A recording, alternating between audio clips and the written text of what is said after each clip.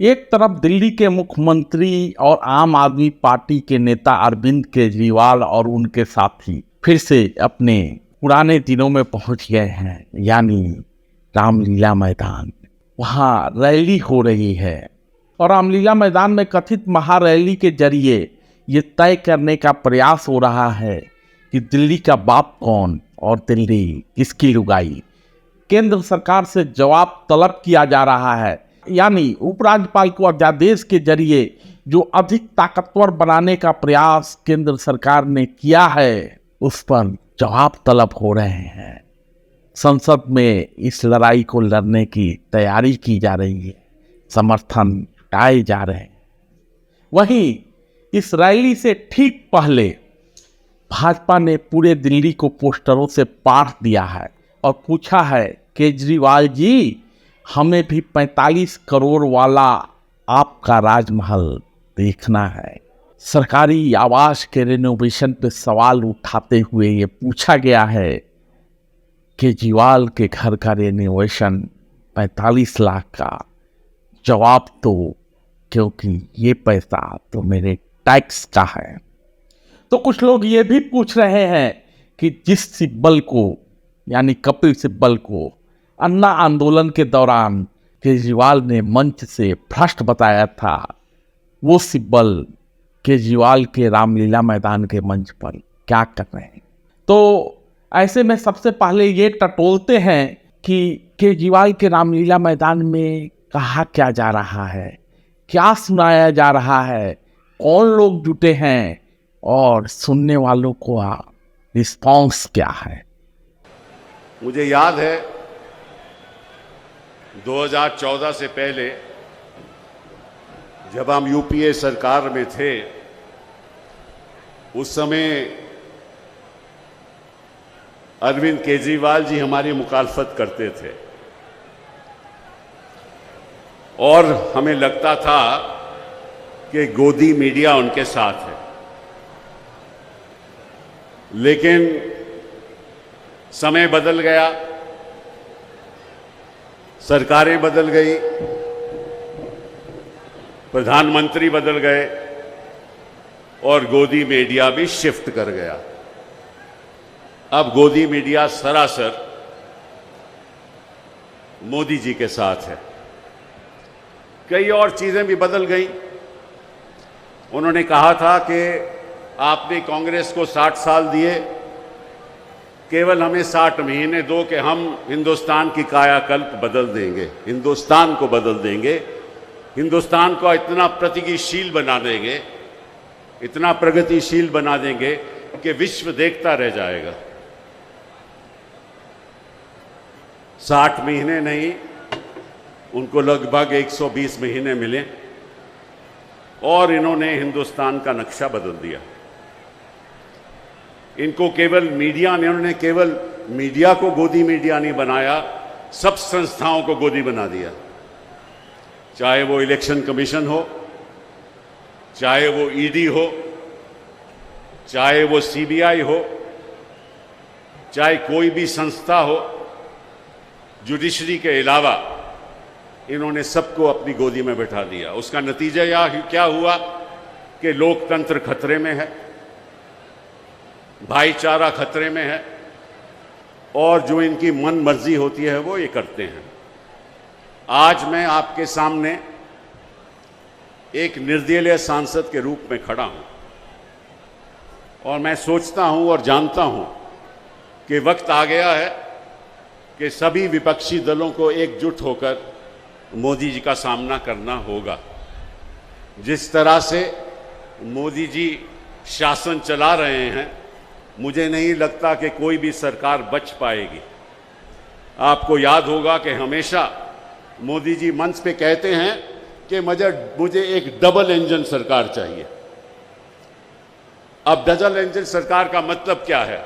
उसका मतलब यह है कि हर प्रदेश में मेरी सरकार होनी चाहिए, केंद्र में मेरी सरकार हो, हर प्रदेश में मेरी सरकार हो, तभी तो डबल इंजन सरकार होगी। इसका मतलब लक्ष्य क्या है? लक्ष्य क्या है कि सारी ऑपोजिशन को खत्म करना, सारे प्रदेशों को अपने कब्जे में ले लेना, यही है लक्ष्य। लेकिन डबल इंजन सरकार बनेगी नहीं।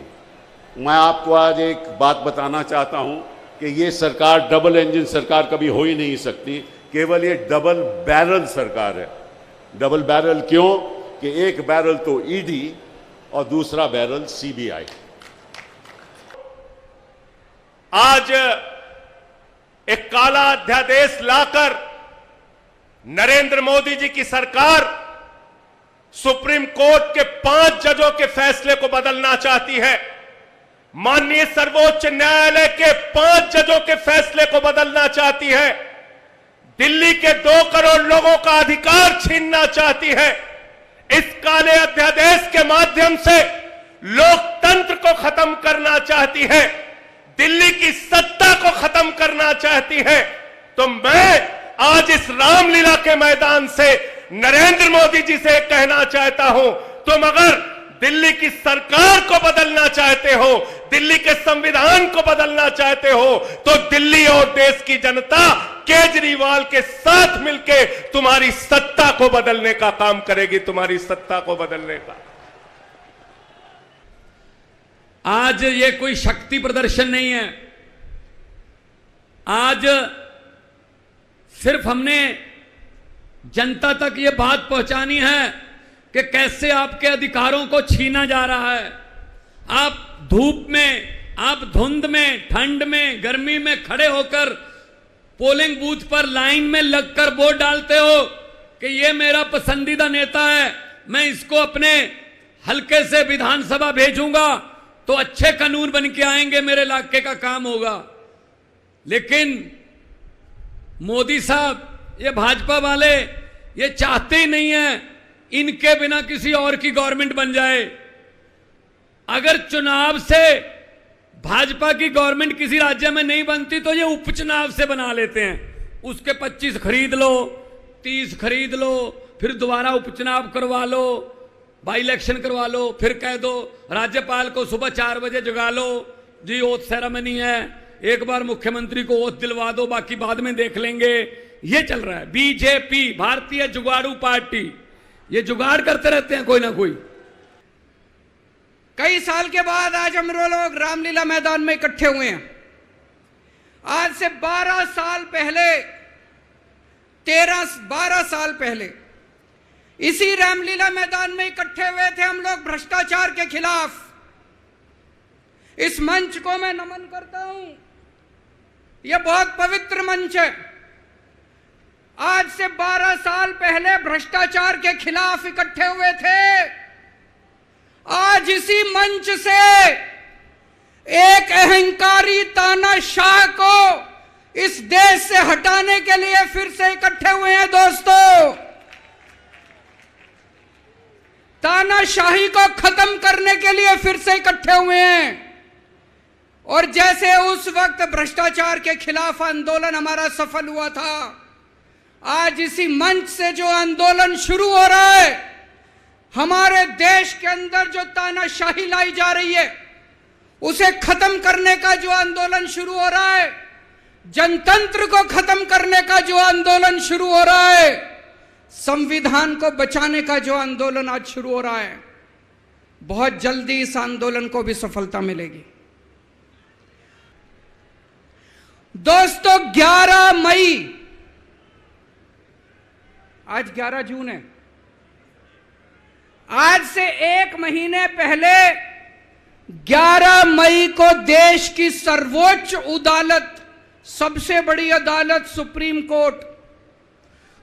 कोर्ट की भी कॉन्स्टिट्यूशन बेंच, उसने आदेश पारित किया दिल्ली के लोगों के हक में।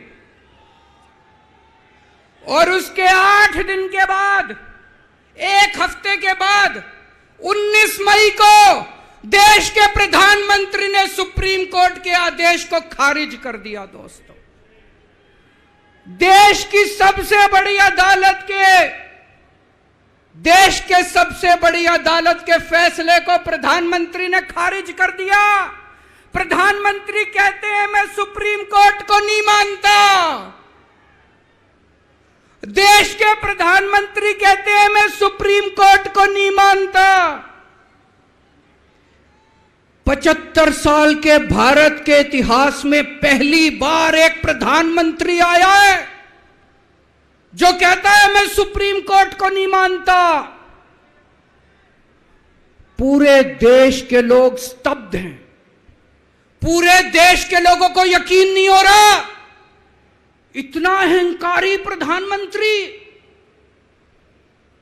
प्रधानमंत्री को इतना अहंकार। प्रधानमंत्री कहता है मैं सुप्रीम कोर्ट को नहीं मानता। देश के गली गली में चर्चा हो रही है, घर घर में चर्चा हो रही है। ये मोदी जी को क्या हो गया? इतना अहंकार हो गया इनको, इतना अहंकार हो गया इनको। दोस्तों, देश के अंदर अब जनतंत्र खत्म हो रहा है। इसी को तानाशाही कहते हैं। जब देश का प्रधानमंत्री कहता है मैं सुप्रीम कोर्ट को नहीं मानता, इसी को तानाशाही कहते हैं, इसी को हिटलर शाही कहते हैं, जनतंत्र खत्म होना कहते हैं। 26 जनवरी 1950 को हमारे देश का संविधान लागू हुआ। बाबा साहब अंबेडकर ने संविधान बनाया। बाबा साहब अंबेडकर ने अपने संविधान में लिखा कि इस देश के अंदर जनतंत्र होगा, जनता सुप्रीम होगी। आज प्रधानमंत्री जी ने भारत के संविधान के परखच्चे उड़ा दिए। प्रधानमंत्री जी ने भारत का संविधान बदल दिया। प्रधानमंत्री जी कहते हैं अब जनता सुप्रीम नहीं होगी, अब एलजी सुप्रीम होगा। जनता सुप्रीम नहीं होगी, अब प्रधानमंत्री सुप्रीम होगा। मोदी जी कह रहे हैं फ्री की रेवड़ी बांट रहा है। अरे गरीबों के हाथ में अगर 4 रेवड़ी रख दी तो कौन सा बुरा हो गया? मोदी जी आपने तो रेवड़ी नहीं, पूरा का पूरा रेवड़ा उठा के अपने दोस्त को दे दिया। पूरा का पूरा देश उठा के अपने दोस्त को दे दिया। पूरा की पूरी केंद्र सरकार उठा के अपने दोस्त को फ्री में दे दी। मैंने तो 4-4 रेवड़ी रखी थी एक एक हाथ में, गरीबों के हाथ में। आपने तो रेवड़ा ही उठा के दे दिया सारा का सारा। उन्होंने मनीष सिसोदिया को उठा के जेल में डाल दिया। उनको लगा मनीष सिसोदिया को जेल में डालने से शिक्षा के काम रुक जाएंगे। उन्होंने सतिंदर जैन को उठा के जेल में डाल दिया। उनको लगा सतिंदर जैन को जेल में डालने से मोहल्ला क्लिनिक बंद हो जाएंगे, अस्पताल बंद हो जाएंगे। मैं प्रधानमंत्री जी को बोलना चाहता हूं, हमारे पास एक मनीष सिसोदिया नहीं है, हमारे पास 100 मनीष सिसोदिया हैं। हमारे पास एक सतिंदर जैन नहीं है, हमारे पास 100 सतिंदर जैन हैं। आप एक को जेल में डालोगे, हमारा दूसरा आ जाएगा काम करने के लिए। काम नहीं रुकेगा दोस्त। यही से तय होगा दिल्ली पर किसकी दावेदारी है। दिल्ली पाप के हवाले रहेगी या फिर सौतेले पाप के हवाले। यानी चुनी गई सरकार के मुखिया अरविंद केजरीवाल के हाथों में सत्ता केंद्रित रहेगी या फिर केंद्र सरकार के नुमाइंदे यानी उपराज्यपाल विनय कुमार सक्सेना के। अभी का माजरा तो यही है कि दिल्ली में रामलीला मैदान में महारैली चल रही है, भारी भीड़ है, जवाब तलब हो रहे हैं। फैसला संसद में होना है, संसद में ही तय होगा कि दिल्ली का पाप कौन। धन्यवाद।